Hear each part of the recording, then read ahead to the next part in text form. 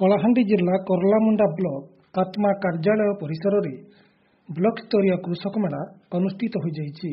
ଏହି ଅବସରରେ ଆୟୋଜିତ କାର୍ଯ୍ୟକ୍ରମରେ ମୁଖ୍ୟ ଅତିଥି ଭାବେ କରଲାମୁଣ୍ଡା ବ୍ଲକ ଅଧ୍ୟକ୍ଷା କୁନି ସାହୁ, ସମ୍ମାନିତ ଅତିଥି ଭାବେ କରଲାମୁଣ୍ଡା ବିଡିଓ ମଣ୍ଟୁ ଖମାରୀ, ବ୍ଲକ ଉପାଧ୍ୟକ୍ଷ ସୁରେନ୍ଦ୍ର ଭୋଇ, ଜିଲ୍ଲା ପରିଷଦ ସଭ୍ୟ ମହେନ୍ଦ୍ର ରଣା ଓ ସୁରେଶ ଚୌଧୁରୀ, ବ୍ଲକ କୃଷି ଅଧିକାରୀ ଜିତେନ୍ଦ୍ର କୁମାର ସିଂ, ସିଡିପିଓ କଳ୍ପଲତା ତ୍ରିପାଠୀ, ମିଶନ ଶକ୍ତି ବିପିସି ବିପିନ ବାରିକ, ଅତିରିକ୍ତ ଉଦ୍ୟାନ ବିଭାଗ ଅଧିକାରୀ ରିଙ୍କୁ ପ୍ରଧାନ, ମୃତ୍ତିକା ସଂରକ୍ଷଣ ବିଭାଗ ସହାୟକ ବିଜୟ କୁମାର ମିଶ୍ର, ଭେଟେନାରୀ ଟେକ୍ନିସିଆନ ସନ୍ତୋଷ ମାଝୀ, ସହକାରୀ କୃଷି ଅଧିକାରୀ କୁମାର ଚିରଞ୍ଜୀବୀ, ଆତ୍ମା କମିଟି ଅଧ୍ୟକ୍ଷ ଗୌରକିଶୋର ରଣା ପ୍ରମୁଖ ଯୋଗଦେଇ ବିଭିନ୍ନ ବିଭାଗ ପକ୍ଷରୁ କୃଷକ ତଥା ସ୍ୱୟଂ ସହାୟକ ଗୋଷ୍ଠୀମାନଙ୍କ ପାଇଁ ଥିବା ସୁବିଧା ସୁଯୋଗ ତଥା ସୁଭଦ୍ରା ଯୋଜନା ଉପରେ ଆଲୋକପାତ କରିଥିଲେ।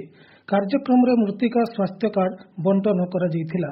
ଅନ୍ୟମାନଙ୍କ ମଧ୍ୟରେ ଗଜବାଲ ସରପଞ୍ଚ ଅରବିନ୍ଦ ଗହିର, ସରଗୁଲ ମାଲପଡ଼ା ସରପଞ୍ଚ ବରୁଣ ଛତ୍ରିଆ ପଞ୍ଚାୟତର ବୈଠକରେ ବିଭିନ୍ନ ବିଭାଗର ଅଧିକାରୀମାନେ ଯୋଗଦେଇ ସରକାରଙ୍କ ଯୋଜନାଗୁଡ଼ିକ ଉପରେ ଆଲୋଚନା କରିବାକୁ ଅନୁରୋଧ କରିଥିଲେ।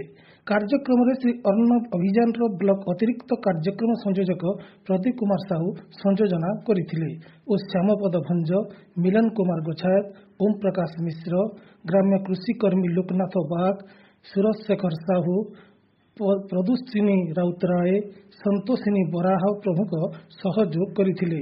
ଏଥିରେ ବ୍ଲକର ବିଭିନ୍ନ ପଞ୍ଚାୟତର ସରପଞ୍ଚ, ସମିତି ସଭ୍ୟ, ସ୍ୱୟଂ ସହାୟକ ଗୋଷ୍ଠୀ, ସଫଳ ଚାଷୀ ତଥା ଆତ୍ମା କମିଟିର ସଭ୍ୟମାନେ ଯୋଗ ଦେଇଥିଲେ। Bureau report, ଲୋକଆବାଜ.in